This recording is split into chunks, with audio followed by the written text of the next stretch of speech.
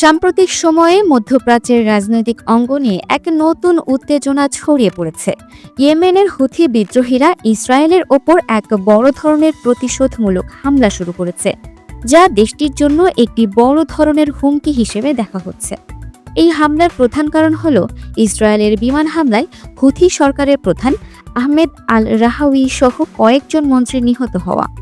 এই হত্যাকাণ্ডের প্রতিশোধ হিসেবে হুথিরা ইসরায়েলের সবচেয়ে গুরুত্বপূর্ণ বেনগুরিয়ন বিমানবন্দরকে লক্ষ্য করে একের পর এক ক্ষেপণাস্ত্র হামলা চালাচ্ছে।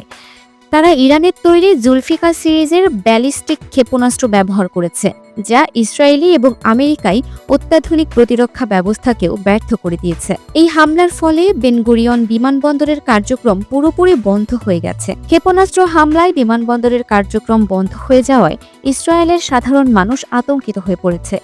তারা তাদের বাড়িঘর ছেড়ে বোম শেল্টারে আশ্রয় নিতে বাধ্য হয়েছে। এই পরিস্থিতি ইসরায়েলের নিরাপত্তা ব্যবস্থার দুর্বলতাকে তুলে ধরেছে।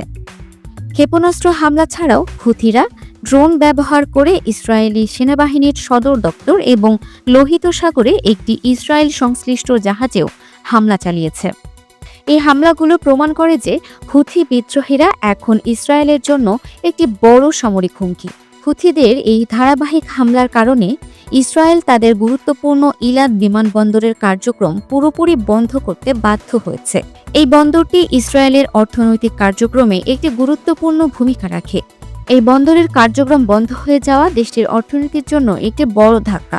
এই ঘটনাটি কেবল ইসরায়েল এবং ইয়েমেনের মধ্যে সীমাবদ্ধ নয়, এটি মধ্যপ্রাচ্যের ভূ রাজনৈতিক পরিস্থিতিকে আরও জটিল করে তুলেছে। এই ধরনের হামলাগুলো আঞ্চলিক সংঘাতকে আরও উস্কে দিতে পারে এবং একটি বৃহত্তর যুদ্ধের দিকে নিয়ে যেতে পারে। এই পরিস্থিতি থেকে বোঝা যায় যে মধ্যপ্রাচ্যে শান্তি প্রতিষ্ঠা করা কতটা কঠিন। Multimedia desk, Dinajpur TV. Dinajpur TV মানুষের জীবনের কথা বলে।